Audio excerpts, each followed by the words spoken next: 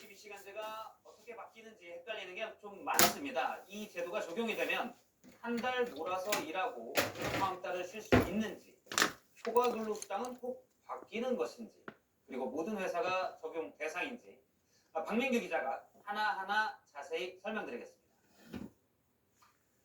네, 우리 회사 직원이 30명 넘는다면 적용 대상입니다. 그동안 매주 52시간 지켜야 됐죠. 이제 한 달이나 분기 그 이상으로 계산하는 걸 선택할 수 있습니다. 그러면 우선 일주일 최대 69시간까지 일할 수 있게 됩니다. 하루로 보면요. 24시간에서 연속 휴식 11시간, 법정 휴게 시간 빼면 가능한 노동 시간은 11시간 반입니다. 일주일에 하루 휴일은 법으로 보장되니까 6일 곱하면 주 69시간이죠. 단 이건 어디까지나 우리 회사 노사가 합의해야 가능합니다. 만약 한 달 단위로 계산하자 이렇게 합의를 했다면요. 이런 상황도 가능합니다. 한 달 초과 근무는 최대 52시간으로 묶여 있는데 몰아쓰는 경우죠. 첫 주 29시간, 다음 주 23시간까지 할 수 있습니다. 그러면 3주, 4주 차에는 초과 근무는 안 되지만 법정 근로시간 40시간은 일해야 합니다. 몇 주 몰아서 일한다고 나머지 주에 완전히 쉴 수 있게 되느냐? 그건 아닌 셈입니다. 자, 월급은 어떨까요? 하루 8시간 그리고 일주일 40시간 넘겨서 일한 부분, 여기에 대해서만 초과 근로 수당 받는 건 지금과 똑같습니다. 다만 노동자가 원한다면 돈 대신 휴가로 받는 제도를 도입하는데요. 수당보다 휴가로 계산할 때 더 많이 쳐줘야 휴가를 쓸만할 거라고 연구회는 제안했습니다. 하지만 역시 노사 합의에 맡기는 거라서 어떨지는 두고 봐야겠습니다. JTBC 박민규입니다. 네, 지금부터는 노사의 입장을 보겠습니다. 먼저 노동계인데요. 일단 얼마 전 SBC 공장 사망사고에서 보듯 위험한 과로가 일상화될 수 있다는 우려입니다. 개편안에는 안전장치도 있지만 이 장치에 구멍이 있고 장치 자체도 현장에서는 제대로 작동되지 않을 때가 많다는 지적입니다. 김나은 기자입니다. 제빵업체인 SBC 계열사 공장에서 일하다 숨진 박모 씨의 근무표입니다. 박 씨의 휴대전화 내용을 토대로 재구성한 겁니다. 10월 1일부터 숨지기 직전까지 20 동안 114시간 야근을 했습니다. 노동계에선 이런 위험한 과로가 늘어날 수밖에 없다고 합니다. 보통 크런치 모드로 부르는 게임 업계에서 많이 하지만 그런 경우에 확실히 이제 판단력이 좀 흐려진다거나 좀 되게 힘들어져요. 특정 기간 동안 잠과 식사, 씻기까지 포기하고 일하는 이른바 크런치 모드 노동이 전 산업으로 퍼질 수 있다는 겁니다. 그래서 11시간 휴식 시간을 두겠다고 했습니다. 하지만 밤을 새고 아침 7시에 퇴근해 그날 저녁 6시에 다시 출근해도 11시간을 쉰 셈입니다. 같은 날 24시간을 기준으로 하지 않아 문제가 될 수 있다고 비판했습니다.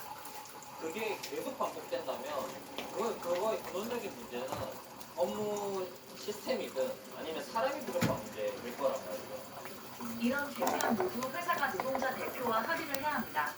하지만 노조가 없는 사업장이라면 회사 측 뜻대로 이뤄질 가능성도 있습니다. 대부분 사용자들이 요구하는 노동자들은 어쩔 수 없이 따라야 되고 특히 일정한 수당을 주고 시간과 상관없이 일을 하게 하는 포괄임 문제가 현장에서 일부 악용되고 있는데도 제대로 된 대책을 내놓지 않았다는 지적도 높습니다. JTBC 김나은입니다. 다음은 재개 반응입니다. 경제단체들은 이번 개편안에 환영하는 분위기입니다. 하지만 노동자 보호장치로 내건 11시간 연속 휴식 보장에 대해선 반대 입장입니다. 1년 단위까지 넓힌 연장 근로에 대해서는 실효성 지적도 나옵니다. 이어서 김동훈 기자입니다. 근무시간 개편 방안에 대해 중소기업계는 적극 환영의 뜻을 밝혔습니다. 중소기업중앙회는 주 52시간제로 겪었던 인력난 등이 상당 부분 해소될 걸로 기대한다는 입장을 내놨습니다. 대한상공회의소와 전국경제인연합회, 경영자 총협회 등도 방향성에 공감한다고 말했습니다. 다만 중소기업중앙회와 대한상의 모두 11시간 연속 휴식 보장에 대해선 부정적인 의견을 냈습니다. 일률적으로 적용하게 되면은 업체라던가 업종의 특성에 맞춰서 자율적으로 연장근로를 활용해야 되는데 이런 것들을 자유롭게 선택해서 각 기업에 맞는 건강권 보호 조치를 할 수 있도록 해달라. 11시간씩 쉬면 사실상 늘어나는 근무 시간이 많지 않다는 것도 재계의 주장입니다. 재계에선 연장 근로를 연 단위로까지 확대한 건 크게 실효성이 없다는 의견도 나옵니다. 주무부처인 고용노동부도 애초 월 단위 정도로 개편을 검토했습니다. 현재 주 단위로 관리하는 연장 근로 시간을 가령 노사 합의로 월 단위로 관리할 수 있게 하는 등 합리적인 총량 관리 다른 방안을 검토하겠습니다. 하지만 연 단위까지 넓어진 건 게임 같은 개발할 땐 주 120시간도 일할 수 있어야 한다는 윤석열 대통령 후보 시절의 발언이 영향을 미친 게 아니냐는 지적도 나옵니다. JTBC 김도훈입니다.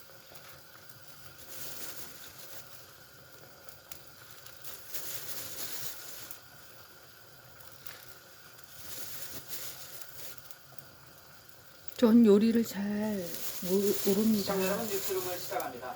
윤석열 정부의 노동시장 개편안의 모습이 오늘 제 방식대로 요리하는 게 지금은 저의 최대 방식입니다. 50시간 노동이 일반적인데 개편안 대로라면 일주일 단위가 아닌 한 달, 석 달, 반년 또는 최대 1년 단위로 근로시간 상한선을 둡니다. 쉽게 그래도 말해 재밌습니다. 몰아서 일하고 일이 적을 때는 초과 근로를 하지 않는 제도입니다. 기업들은 노동시간을 탄력적으로 운영할 수 있게 됐다며 환영했지만 노동계는 장시간 근로가 심화될 것이라며 반발했습니다. 먼저 성화선 기자의 보도를 보고 자세히 짚어보겠습니다. 정부의 용역을 받아 미래노동시장 연구회가 내놓은 노동시장 개편 최종 권고안입니다. 현재는 일주일에 연장근로 12시간을 포함해 52시간을 넘겨 일할 수 없습니다. 연구회는 이 기준을 한 달이나 3개월, 6개월, 최대 1년 단위로 넓히자고 했습니다. 일이 몰리는 걸 막기 위해 휴식도 보장한다고 밝혔습니다. 연장근로 관리 단위를 월 단위 이상으로 할 경우 근로일간 11시간 연속 휴식을 부여하는 등 근로자의 건강 보호 방안을 마련할 것을 권고한 바 있습니다. 또 이렇게 관리하는 기준이 길어지면 추가로 일하는 시간 전체 양을 맛있게 된 줄이는 것 것도 같습니다. 포함됩니다. 임금 체계도 바꿔야 한다고 권고했습니다. 근무 연차로 정해지는 연공 서열 중심에서 성과 중심으로 사골로 개편해야 굽고 한다는 겁니다. 정부는 연구의 감사합니다. 권고를 적극적으로 받아들이기로 했습니다. 이정식 고용노동